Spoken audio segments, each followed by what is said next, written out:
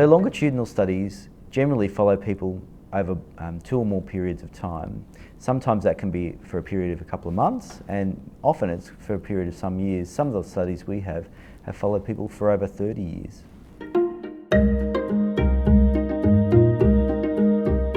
Yeah, so the Institute has a long history of being involved in longitudinal studies.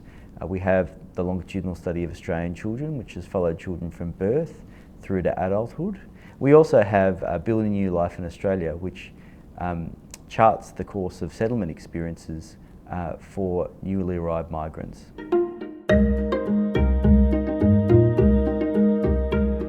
Longitudinal studies are really important for policy development. For example, the Productivity Commission used the longitudinal study of Australian children to inform the Paid Parental Leave initiative, which was since passed through Parliament.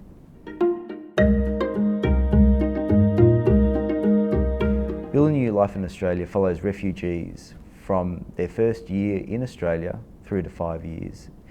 We get a real understanding of how vulnerable this population is, both in terms of the experiences they've had overseas, their difficulties in getting stable housing, learning English, getting a job, but also dealing with the trauma that they've experienced and the mental health problems that have ensued from in their journey.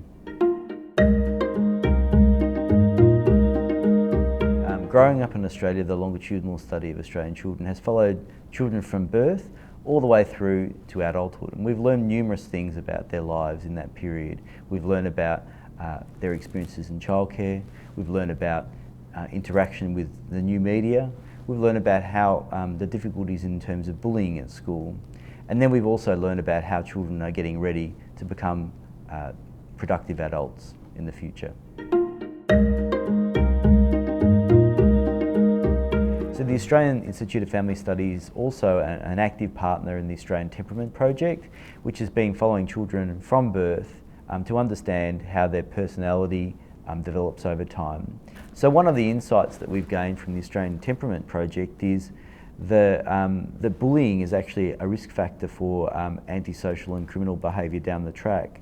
So we find that children who are 10 and 11 years of age, if they're bullying, they're at higher likelihood of engaging in antisocial and criminal behaviour 10 or 15 years later.